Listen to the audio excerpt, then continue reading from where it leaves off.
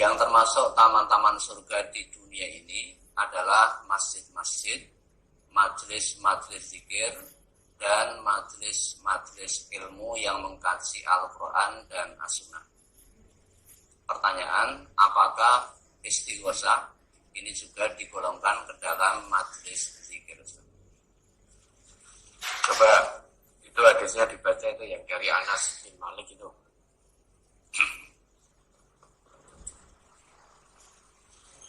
Yang dari Anas bin Malik.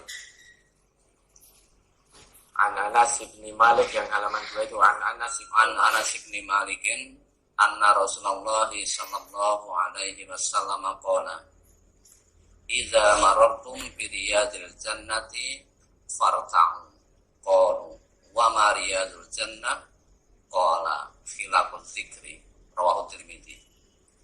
Dari Anas bin Malik bahwasanya Rasulullah sallallahu alaihi wasallam bersabda, apabila kalian melewati taman-taman surga, maka merumputlah atau berhentilah.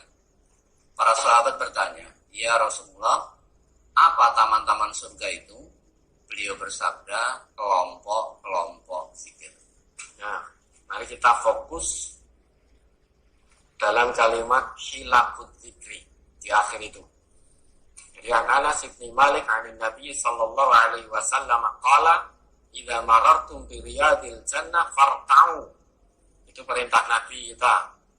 Jika kamu melewati taman-taman surga, farta'u, maka merumputlah. Nah, para sahabat bertanya, wa ma riyadul jannah?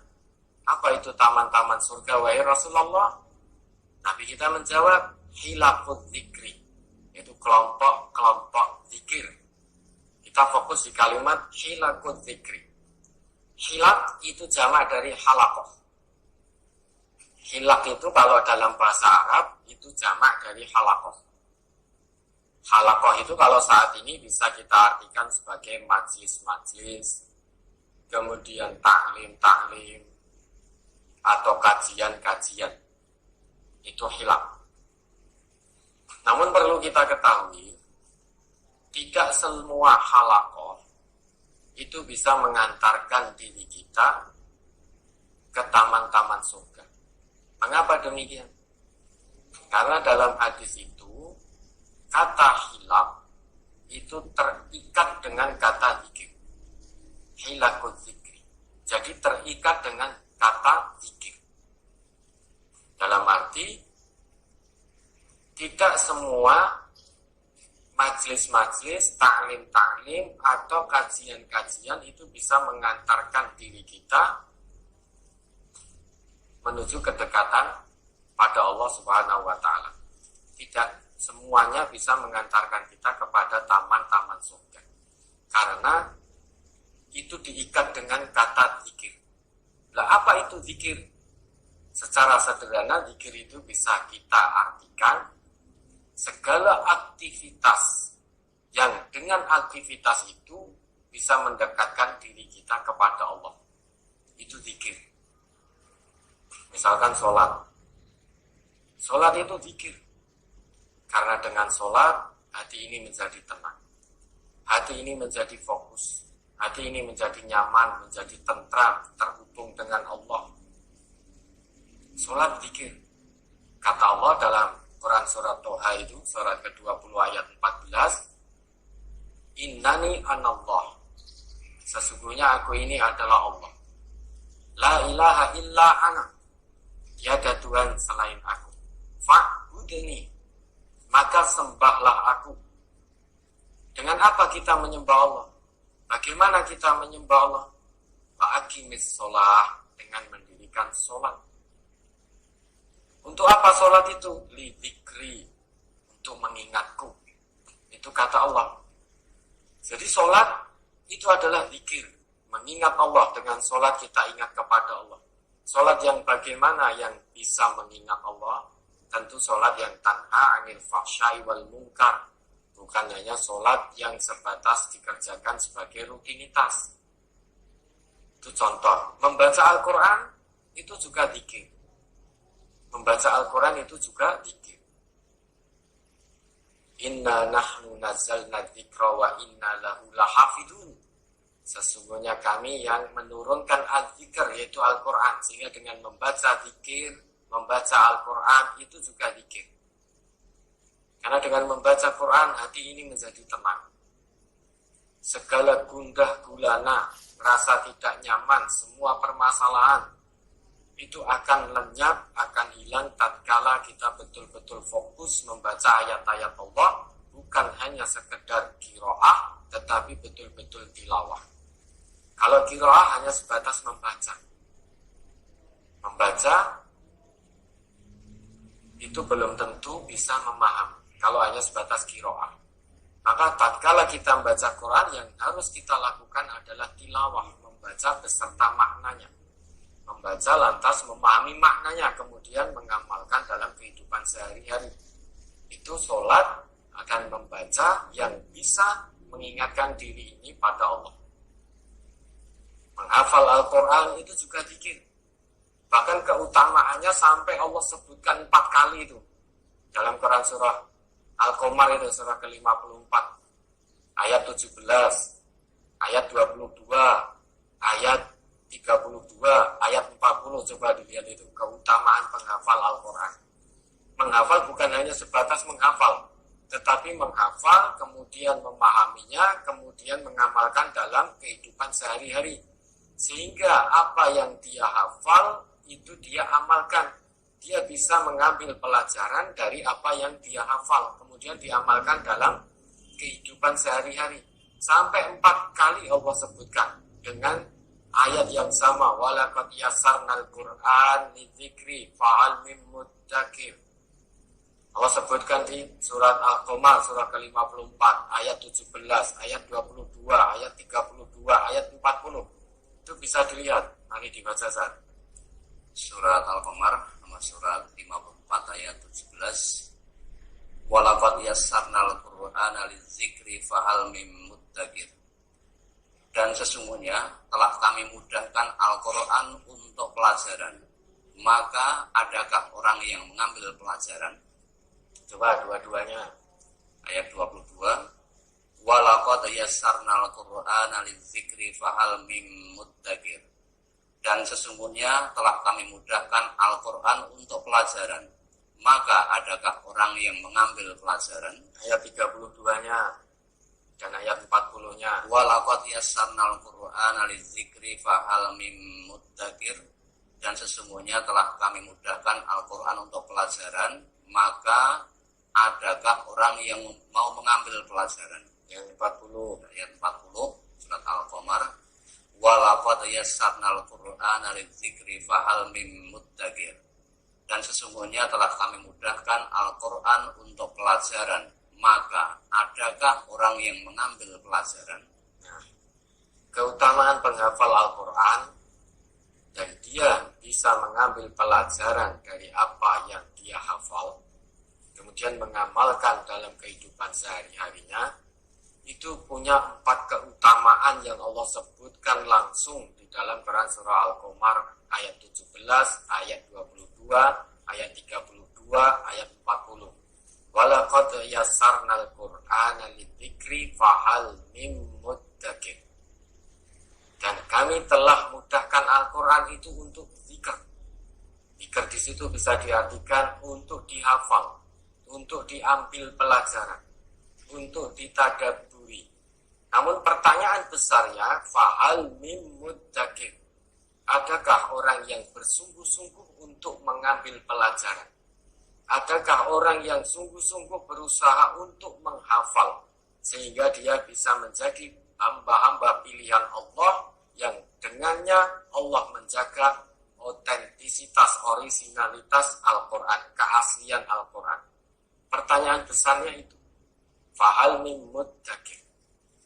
Maka kita orang yang beriman, interaksi dengan Al-Quran itu ada 3 cara yang kita lakukan. Pertama dengan al-qiraah, dengan membacanya. Membaca 1 huruf dapat pahala 10. Minimal 10. Padahal tidak mungkin kita membaca Al-Quran itu hanya 1 huruf. A'udzubillahi minasyaitonirrajim. Nun. Tidak mungkin hanya itu. Pasti akan ada lanjutannya. Tidak mungkin mungkin kita hanya membaca sod sudah selesai ditutup. Tidak mungkin, pasti akan ada lanjutannya. Maka dengan qiraah kita akan dapat pahala. Namun tidak cukup berhenti dengan qiraah saja. Karena Al-Quran itu bukan hanya sebatas bacaan. Diturunkan oleh Allah hudal lil muttaqin sebagai petunjuk bagi orang-orang yang bertakwa. Bayanul linnas sebagai penerang bagi seluruh manusia. Wa hudal lil muttaqin petunjuk bagi orang yang bertakwa.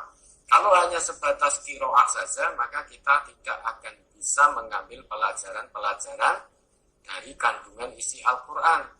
Padahal kita mengetahui bahwa Al-Quran itu isinya tidak dapat dirubah oleh siapapun.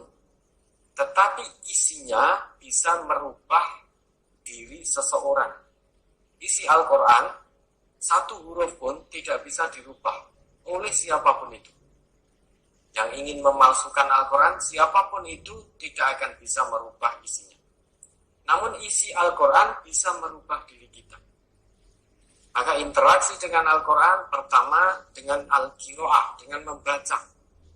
Namun tidak terhenti, tidak cukup hanya membaca saja tanpa memahami maknanya. Maka lantas interaksi kedua bisa dilakukan dengan tilawah. Karena tilawah itu membaca dengan maknanya. Perintah Allah utlu ma uhiya ilaika minal kitabi wa aqimis shalah Al-Ankabut 29 ayat surat 29 ayat 45 itu. Bacalah, utlu. Bukan ikra dalam ayat itu, tetapi utlu. Utlu itu bacalah dengan maknanya. Baca, pahami, tadaburi, amalkan. Itu maknanya tilawah. Beda dengan qiraah. Kalau qiraah hanya sebatas baca. Tanpa memahami maknanya, tanpa mengamalkan. Tapi hanya sebatas baca. Satu huruf 10 kebaikan. Namun itu perlu kita lakukan. Apalagi kita orang Islam. Sudah berapa puluh tahun kita menjadi orang yang beriman. Kita menjadi seorang muslim itu sudah berapa puluh tahun. Kitab suci kita Al-Quran. Masa kita tidak bisa membaca kitab suci kita secara baik? Padahal membaca kitab suci kita secara baik itu perintah Allah. Warattilil Qur'ana tartila. Dan tartilkanlah Al-Quran. Bacalah Al-Quran secara tartil. Tartil itu kita baca sesuai dengan kaidah-kaidahnya. Ya sudah tua, sulit untuk membaca dengan benar. Berusaha dulu semaksimalnya. Kita sebagai orang yang beriman, jangan berpuas diri. Berapa puluh tahun menjadi orang yang beriman, baru bisa ikro. Ikronya pun baru ikro 1. Alif fathah A, alif kasroh I, alif doma U, A, I, U. Sudah berapa puluh tahun. Panjang pendek masih keliru. Maka perlu diperhatikan di situ. Jangan hanya berpuas diri. Yang penting mengamalkan. Betul. Yang penting itu mengamalkan. Namun sebagai orang Islam, kita berusaha semaksimal mungkin menjadi orang Islam yang betul-betul paripurna di hadapan Allah. Orang Islam itu dia berusaha dan mau untuk maju. Karena kitab sucinya yaitu Al-Quran itu mengajak umatnya untuk maju. Maka orang Islam harus bisa berusaha membaca dengan baik kitab sucinya. Kalau tidak kita, lantas siapa yang akan membaca? Masa kita kalah? Saat ini banyak non-muslim, orang kafir itu yang lebih fasih daripada orang Islam dalam membaca Al-Quran. Bahkan banyak yang hafal. Mengapa mereka menghafal? Untuk mencari-cari kelemahan Al-Quran. Namun karena Al-Quran itu kalamullah, maka tidak mungkin ditemukan kesalahan meski satu huruf pun di dalam Al-Quran. Nah, usaha orang kafir untuk mencari kelemahan-kelemahan Al-Quran itu sampai sedemikian rupa. Menghafal, mempelajari, mentadaburi. Namun hatinya tertutup, maka tidak mau mengamalkan. Tetapi hafal. Hafal. Banyak yang hafal. Fasih. Kaidah-kaidahnya dalam tahsin, dalam pembagusan, dalam membaca Al-Quran secara baik, sesuai kaidah. Itu paham mereka. Banyak yang lebih paham daripada kita, orang Islam sendiri. Maka jangan hanya sebatas berpuas diri. Bagi orang Islam, hanya berpuas diri, wis iso ikra ya ikra. Iso ikra siji ya wis ikra. Iso ikra loro ya wis tekan loro. Ndak mau berusahalah memperbagus bacaan. Setelah berusaha memperbagus bacaan, pahami apa yang dibaca dengan tilawah itu. Karena tilawah bukan hanya sekedar membaca, tetapi membaca dengan maknanya. Membaca, memahami maknanya, mentadaburi maknanya, kemudian mengamalkan dalam kehidupan sehari-hari. Kemudian interaksi ketiga bisa dengan tahfidz, berusaha menghafalkan ayat-ayat Allah. Kalau tidak bisa 30 juz, berusahalah untuk menghafal ayat-ayat yang pendek, yang familiar, ayat-ayat yang masyhur. Insya Allah ada kebaikan di sisi Allah. Setelah itu apa yang dibaca, apa yang dihafal, yang terpenting kita mengamalkan apa yang kita baca, kita mengamalkan apa yang kita hafal. Untuk bisa mengamalkan itu tidak mungkin tanpa kita mengkaji, tidak mungkin tanpa kita mentadaburi. Harus kita tadaburi itu. Itulah contoh-contoh zikir. Jadi zikir itu segala aktivitas yang bisa mendekatkan diri kita kepada Allah. Maka sholat itu zikir. Membaca Al-Quran itu zikir. Menghafal Al-Quran itu zikir. Kemudian mengucapkan kalimat-kalimat zikir yang Rasulullah ajarkan itu zikir. Kita mengucap subhanallah, walhamdulillah, wala ilaha illallah, wallahu akbar. Itu zikir. Kita mengucap alhamdulillah itu zikir. Kita mengucap la ilaha illallah itu zikir. Semuanya zikir. Dan tempatnya disebut halaqah. Kajian-kajian kelompok-kelompok. Hilak jamak dari halaqah.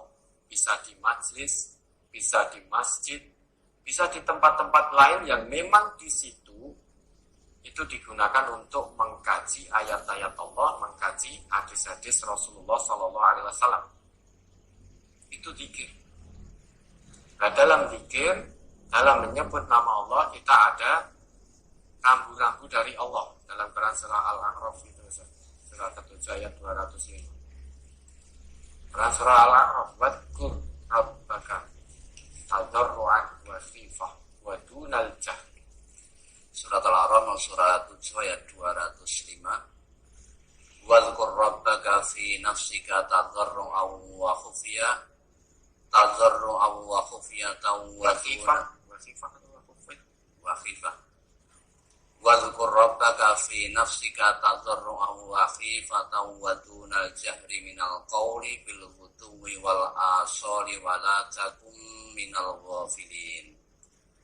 Dan sebutlah nama Tuhanmu dalam hatimu dengan merendahkan diri dan rasa takut, dan dengan tidak mengeraskan suara di waktu pagi dan petang, dan janganlah kamu termasuk orang-orang yang lalai.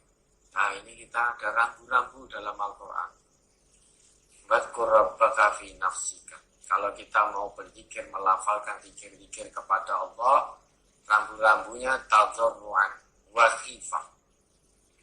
Jadi dengan merendahkan diri dan rasa takut, wadunal jahri, dan tidak mengeraskan, wadunal jahri minal qawli, tidak mengeraskan suara, bil ghudwi wal asal, pada waktu pagi dan pada waktu petang, wala takum minal ghafilin.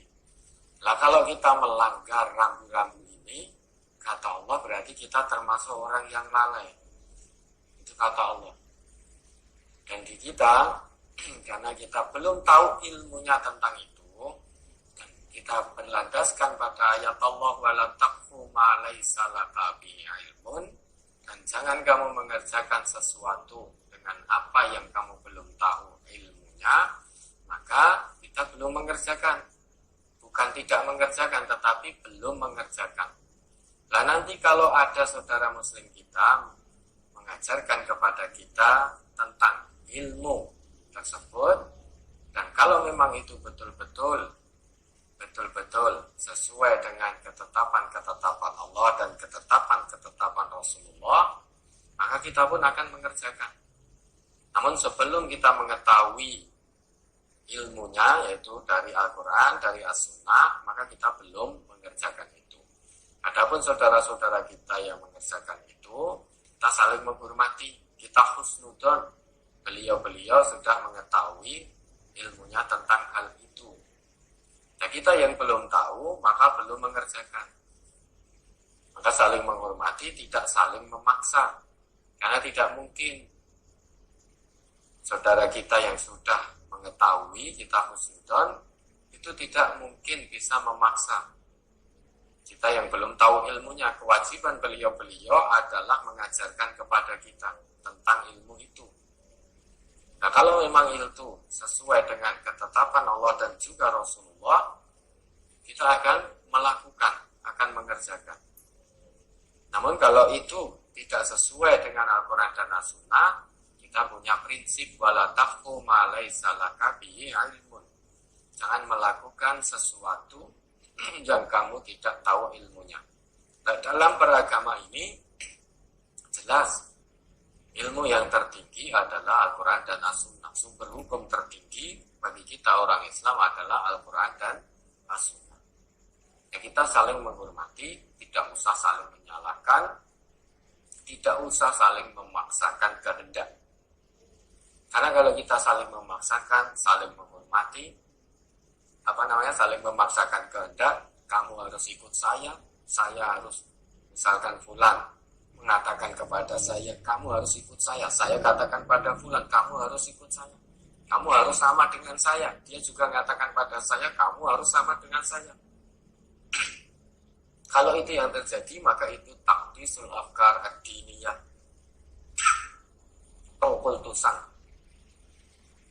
pengkultusan pendapat-pendapat keagamaan di kelompoknya masing-masing. Kalau itu sudah terjadi, taqdisul afkar ad-diniyah, maka wahyu Al-Quran dan sunnah Rasulullah akan tergeser. Yang seharusnya dua warisan Nabi ini menjadi warisan tertinggi, hukum tertinggi, pedoman hidup tertinggi orang-orang yang beriman, orang-orang muslim. Kalau masing-masing orang Islam itu mengkultuskan pendapat-pendapat keagamaan di kelompoknya masing-masing, taqdisul afkar ad-diniyah, maka wahyu Al-Quran dan sunnah-sunnah Rasulullah yang sahih pasti akan tergeser. Yang didahulukan adalah pendapat kelompok masing-masing. Sehingga Quran sunnah sudah terpinggirkan. Yang muncul pendapat-pendapat di kelompoknya masing-masing. Nah, kalau itu terjadi, maka sangat berbahaya bagi persatuan umat Islam.